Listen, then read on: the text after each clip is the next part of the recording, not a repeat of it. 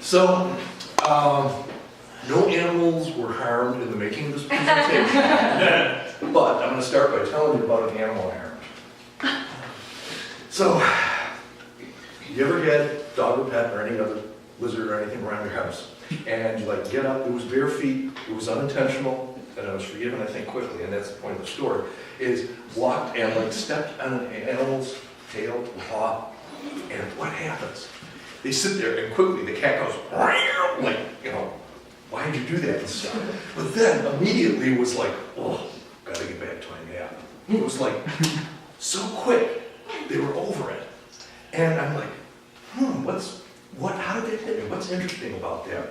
So that's the beginning of my story. And the reason I'm telling it is because we're talking about forgiveness, and I've always had a problem with forgiveness. So I've been thinking how to present that, and I'm saying, okay, let me define maybe two classes. I hate to divide in class things, but here we're going to divide in class things, that people that have problems forgiving.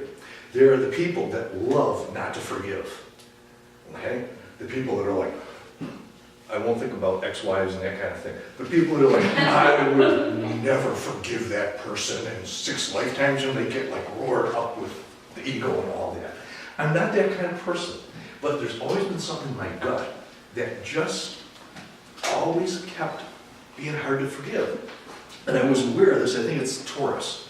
Man, I am like Taurus, so through and through. And you know the thing with Taurus is about you forgive, but you can't forget, that kind of thing. And I sit there and go, oh wow, even if you're forgiving and you can't forget, isn't that kind of still like not forgiving? It's that gray area that you have that thing going on. And that's the way I was. I used to come to people and say, you know what? I was like, I want to forgive, but this happened and that happened, and it just keeps coming up. Something was down there that kept brewing. So I was like open and wanting to forgive. And people would, and I was talking to some neat people beforehand, which I won't mention, but very nice folks that were right here, that forgive very quickly and easily. And I'm sitting there going, oh, that is like so nice.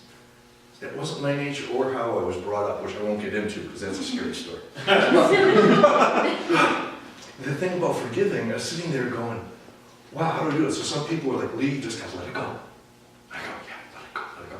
And then I'd read certain things about, different translations of things about forgive, we forgive those who forgive us and all that kind of thing. And the Aramaic was about letting go of chains on those people and letting go of your own chains. I was like, yeah, that helped. And I took a workshop on forgiveness, and they were like, it's all about you and inside, and that helped. But there was still something there that just wasn't going too far. So anyway, my two other stories at the end here are, I got involved with a thing called restorative justice. I'm sitting there going, how the hell do I put this into like 30 seconds? But there's a whole different way of doing criminal justice that's so different than our Western way. And this is a group, it's done now, I'm actually in a group that does it here in Rochester, but this is from a fellow who does it way up in northern Canada with Native Americans, and they get together in circles with the people that were hurt and the people that did the hurting.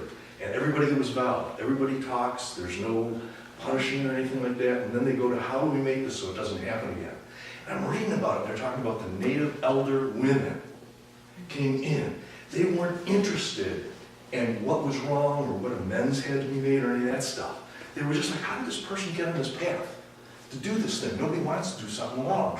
What do we do to help them so that they don't do that again? And I was like, wow, the whole thing, they were like, punishment? That, you think somebody hurt somebody and then you're going to hurt them and that's going to make them not want to hurt somebody?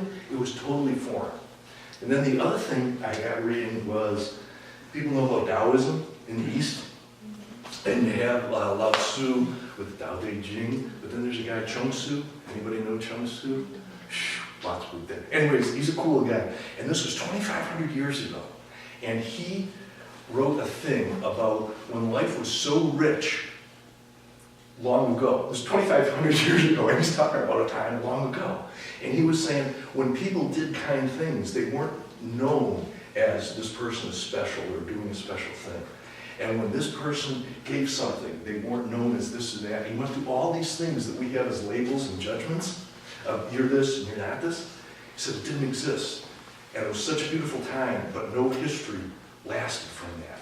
So I'm sitting there going, well, maybe the concept of forgiveness that I realized, now going back to being my story with Kat, was that maybe this whole concept of forgiveness, which is do you forgive or don't you forgive, has the duality of you do it or you don't do it. Maybe you don't need it at all. Get away from it. Get away from the ego thing. Get away from the idea that you do it or don't. Duality, duality. It's a Western thing, and these cultures, way long ago and way up north in Canada, just don't do it. So my role model is the kitty that just got over quick. You step on my foot, okay, let's go on. Let's go on. And then let it go for me. So I love that. So my role model, and I try not to step on cats anymore.